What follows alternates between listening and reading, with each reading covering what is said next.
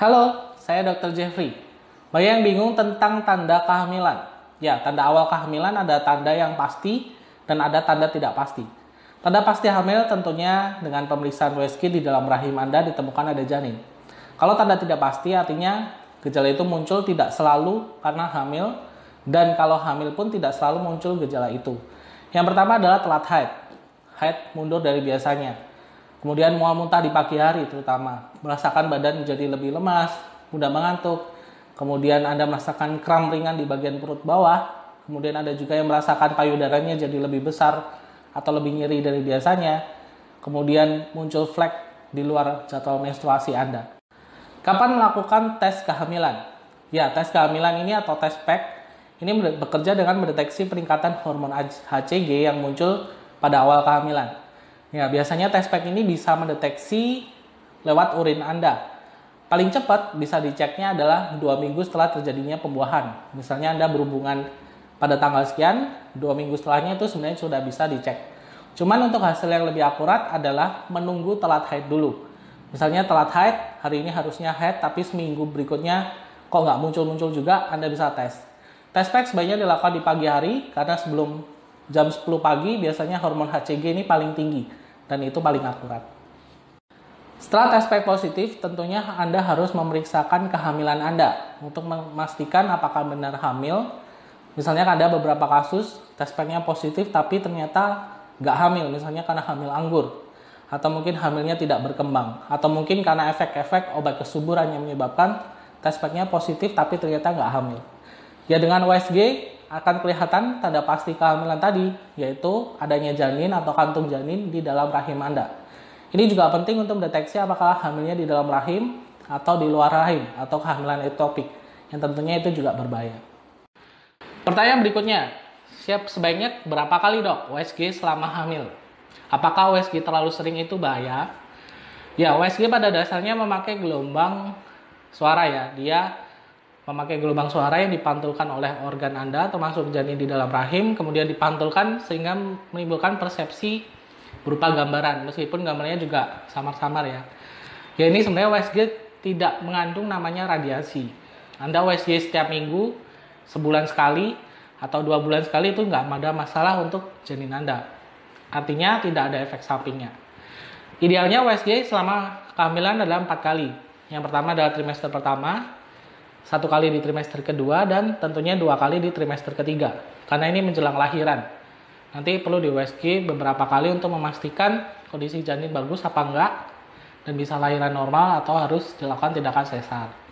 Ya, sebenarnya kondisi ini nggak masalah, karena memang kalau USG-nya terlalu cepat, kantong kehamilan belum kelihatan, memang sebaiknya di USG ulang setelah beberapa minggu dengan harapan ya sudah ketemu kantong kehamilan atau mungkin bakal janinnya. Cuman ada beberapa kondisi di mana kehamilan ternyata di luar rahim nih. Ini hati-hati. Karena dia tumbuhnya nggak di dalam rahim tapi di luar rahim. Ini yang menyebabkan kalau di USG rahimnya bersih, nggak kelihatan apa-apa. Tapi sebenarnya nih kalau misalnya dokternya teliti, mau dicek dan usia kehamilan sudah cukup, maksudnya kantung kehamilan sudah terbentuk, sudah bisa nih kelihatan apakah ada kemungkinan hamilnya di luar rahim. Nah, hamil di luar rahim ini paling sering di saluran tubanya yang menuju ke indung telur. Dia nyangkut di sana, nggak tumbuh di rahim, tapi dia nyangkutnya di sana dan janinnya tumbuhnya di sana. Tentunya ini juga berbahaya. Kalau Anda sering dengar, kalau misalnya lagi hamil nggak boleh berhubungan intim, nanti jadi keguguran. Ya, ini sebenarnya ada benernya, ada nggaknya juga. Benernya kalau misalnya kondisi kehamilan Anda berisiko. Misalnya sebelumnya Anda pernah keguguran atau mungkin ada masalah dengan kehamilannya. Tapi kalau misalnya kehamilan sekarang bagus, nggak ada masalah, memang sebenarnya aman aja. Berhubungan intim tidak menyebabkan keguguran. Tapi, kalau saran saya sebaiknya pada trimester pertama atau hamil muda, nggak usah berhubungan dulu lah, minimal 3 bulan pertama. Setelahnya kalau misalnya masuk trimester kedua, boleh, tapi jangan dibuang di dalam ya. Pakai kondom lah minimal. Dan kalau misalnya trimester ketiga, apalagi sudah 36 minggu, 37 minggu ke atas, justru diwajibkan, karena dengan berhubungan intim tanpa kondom bisa memancing kontraksi supaya nanti bisa mempercepat lahiran Anda. Hai, kembali ditanyakan dokter ya. Hari ini saya akan membahas tentang mitos dan fakta kehamilan. Yang pertama mungkin yang sering Anda dengar, kalau ibu hamil nggak boleh sering-sering minum es. Nanti jadi bayinya besar. Ya sebenarnya faktanya bahwa air es itu tidak menyebabkan gemuk. Cuman air es ya, air dalam arti ya air bening cuman didinginkan.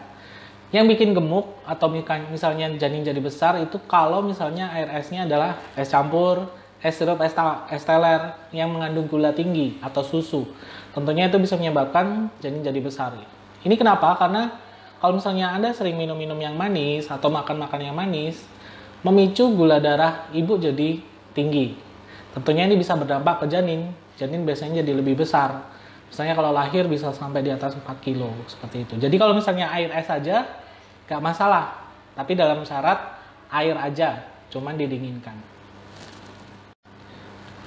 Katanya ibu hamil nggak boleh makan pedas-pedas, nanti jadi kontraksi. Ya sebenarnya ini tergantung ibu makan pedasnya seberapa banyak. Kalau misalnya Anda makan pedas, ya seumumnya nggak sampai kepedesan, nggak sampai sakit perut, oke, nggak apa-apa. Cuman memang kalau misalnya Anda makannya pedasnya kebangetan, justru bisa menyebabkan Anda mules. Mules, kemudian nanti jadi diare, muntah-muntah, dan lain sebagainya. Tapi kalau misalnya memicu kontraksi, sebenarnya nggak juga. Karena makanan pedas itu sebenarnya bukan memicu kontraksi, tapi memicu mules. Karena kalau misalnya Anda makannya kebanyakan, usus Anda iritasi, dia jadi pergerakannya terlalu aktif, melilit, itu yang menyebabkan rasa mules yang Anda rasakan, tapi bukan karena kontraksi.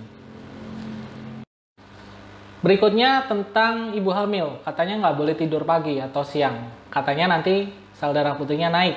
Kalau naik ke mata bisa jadi buta, dan lain sebagainya. Ya sebenarnya ini cuma mitos saja, supaya ibu hamil tuh nggak males saja sebenarnya. Cuman nggak ada hubungannya Anda tidur pagi, siang, sore, atau malam dengan peningkatan sel darah putih.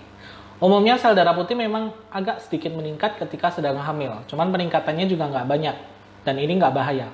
Sel darah putih meningkat apabila Anda mengalami infeksi. Misalnya lagi sakit, kemudian ada infeksi virus, tipes, lain sebagainya, itu bisa sel darah putihnya naik. Cuman kalau masalah tidur, bisa meningkatkan sel darah putih, itu nggak ada hubungannya. Jadi kalau mau tidur, lagi hamil mau tidur pagi misalnya ngantuk atau siang ngantuk, tidur aja, nggak apa-apa. Nanti nggak ada pengaruhnya sama peningkatan sel darah putih. Mitos yang berikutnya, katanya ibu hamil nggak boleh makan nanas, nanti jadi keguguran. Ya sebenarnya faktanya bahwa nanas memang ada mengandung enzim bromelain. Kalau misalnya Anda mengkonsumsinya terlalu banyak, ini bisa menyebabkan namanya kontraksi rahim. Nah tentunya untuk bisa mencapai kadar menyebabkan kontraksi itu, setidaknya Anda perlu 7-8 buah utuh ya. Jadi kan nggak mungkin juga kalau misalnya sehari Anda makan segitu banyak. Jadi kalau misalnya lagi hamil, pengen makan nanas misalnya, makan aja nggak apa-apa, nggak masalah. Karena toh juga Anda makannya paling 1 buah pun juga nggak habis kadang-kadang. Kalau misalnya makan beberapa iris, no problem, nggak ada masalah. Jadi kalau misalnya dikatakan nanas bikin keguguran, itu mitos ya. Yang sering ditanyakan juga terkait bagaimana caranya bisa cepat hamil. Ya ini sebenarnya pertama-tama kalau kita tahu proses terjadinya kehamilan harus ada namanya sel telur dari wanita dan juga sel sperma dari laki-laki. Ya kedua sel ini harus sama-sama bagusnya. Kalau misalnya salah satu ada masalah, tentunya untuk bisa terjadi pembuahan itu juga bisa terganggu. Ya pada umumnya untuk bisa hamil, ya tipsnya sederhana aja. Anda rutin berhubungan. Misalnya berhubungan pada saat masa subur, itu peluangnya lebih tinggi. Masa subur pada si wanita. Untuk bisa hamil itu peluangnya lebih tinggi. Tapi kalau misalnya nggak tahu masa suburnya, ya cukup simpel aja. Anda bisa berhubungan setiap 2 hari sekali. Tentunya juga Anda harus konsumsi suplemen seperti asam folat atau vitamin E yang juga itu bagus untuk kesuburan Anda. Dengan cara tersebut tentunya 80% pasangan yang sama-sama subur kurang dari 1 tahun pasti akan hamil. Itu hamil secara alami, artinya ya sama-sama subur gitu.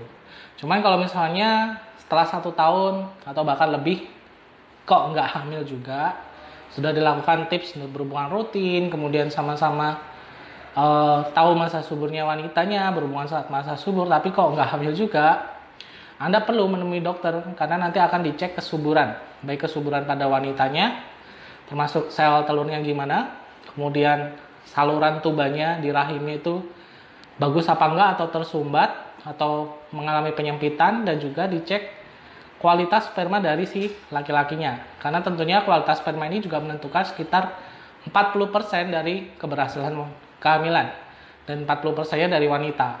20%-nya adalah faktor berdua.